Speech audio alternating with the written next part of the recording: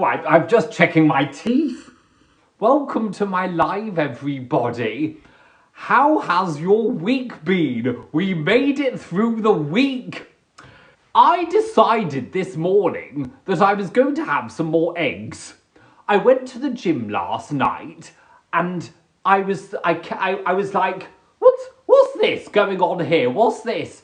And I thought, I'm not eating enough. You know, sometimes that can happen.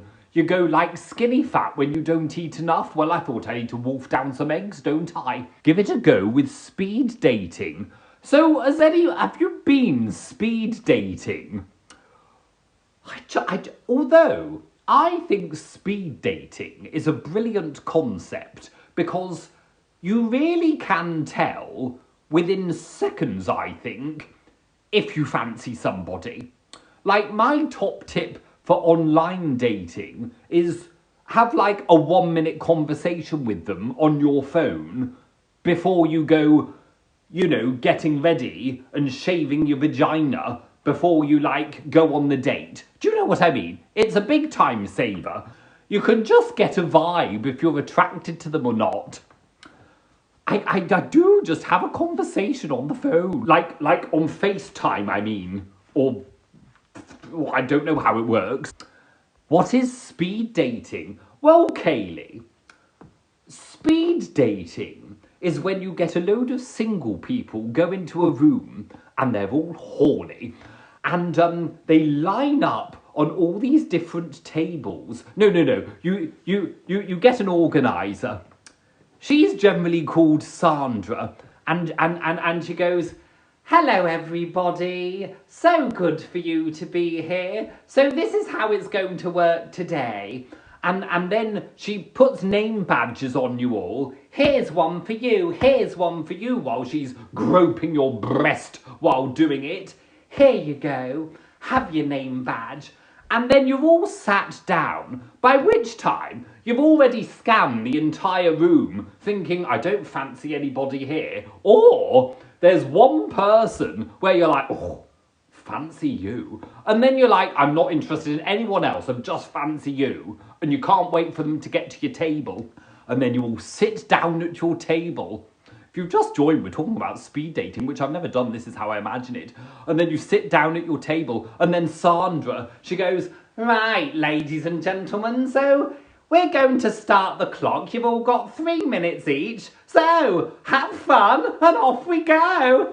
And then you're sat there with this person you don't fancy, and you're like, "Hi, my name's John.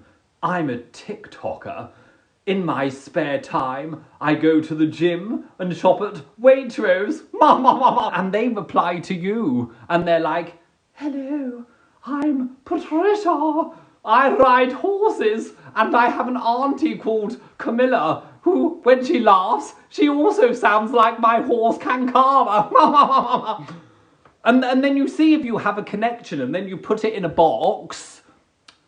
If you like them, you tick a box, I believe. And then you all go home. I can make a duck noise. Welcome aboard. I've got to do a voiceover.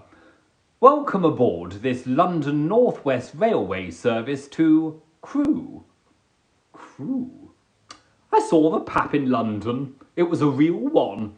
But it was totally set up. I don't know who the person was. I'm assuming they were like a low-key reality star where they had like arranged to like be at somewhere. Because they do this. They actually make a deal with the paparazzi. Be like, "Yeah, you meet me here, love. You can photograph me going in, get your pictures. You can sell them to the Daily Star, make yourself £500, and it makes me look like a celebrity."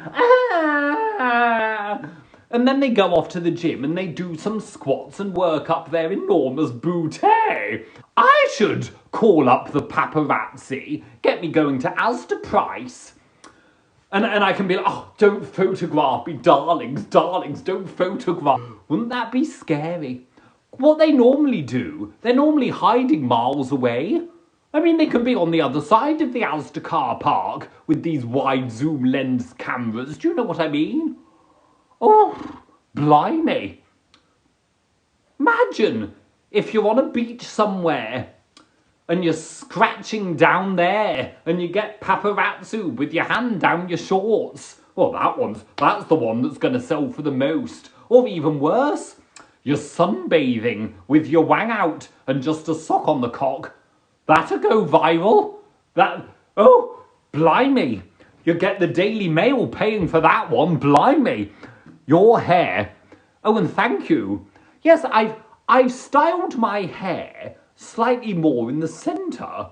It was by accident. Come visit Hull and stay at my flat. Lewis, can I actually? Because I literally love karaoke. Oh my God. Hang on, what will I sing on the karaoke?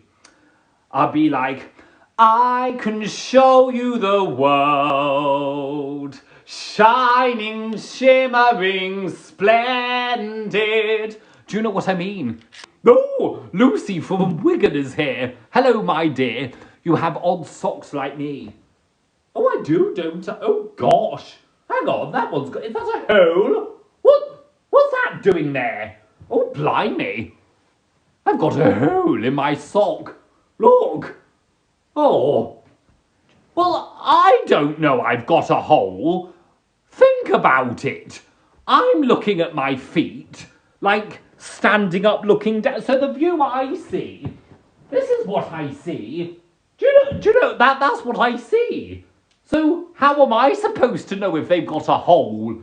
You know, you don't go around looking at the bottom of your socks, do you? Oh, my poor socks. These are bamboo as well. Have to go and buy some new ones. That's fine. I find them quite an easy purchase, socks. Socks and underwear and t-shirts. That's what I like to buy. I don't like buying shoes.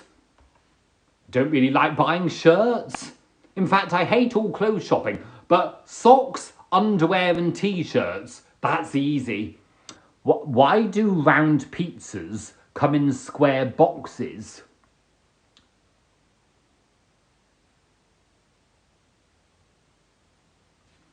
You have a point. I want to know how they made the pizza. How did they make the pizza? Most of these things are by accident. I reckon it was like the Italian mother. And she's like, "Cara Mario, can you get up your daughter Rosetta for dinner? I just need to get the dough." And then she's kneading the dough for the pasta, and then she leaves it in. She says, "Mario." And then something gets knocked down. And she's like, "Oh no, there's a bit of tomato sauce all over my dough for my pasta, oh no." And then something else gets knocked over. And she's like, "I cannot be bothered with your Mario." And then basically, and then they put it in the oven because they can't be bothered. She's like, "It's available, just eat it, you bloody children." And they eat it and they're like, "Oh, this is yummy." And that's how pizza got invented, I'm sure. Where would the little pot of mayo go if your pizza box had no corners? Nell B has cracked it. This is why pizza boxes are square and not round.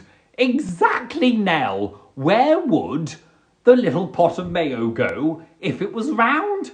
Oh, you should be a strategy consultant. You've got a brain on you. This is top edging material. Thank you for the hard work as always. Oh, that's marvellous. You stay till the end, Stuart. How long have we got? 15 minutes? You hang on in there. I like a nice simple pen. I don't understand why people feel the need to spend £300 or £400 or £500 on a fancy pen. I'm going to write something for you. Hello? Hello, TikTok. Hello, Mr. Bean. You should be Prime Minister. I think the world would have a bit of a shock if I was Prime Minister. There'd be no more Mr. Nice Guy with me. There's a saying, you know. What's the saying? Oh yes, that was it. It's, soft leaders create hard times and hard leaders create soft times. And I would be a very hard leader. Hard. Well, anyway, I better go. 6 months and the pumpkin dance comes back. I will leave you all on this note. Jesse's referring to Halloween, in which we have the pumpkin dance, which goes like... Thank you all for being here. Lots of love, everybody. I'm going to go. Lots of love. Bye.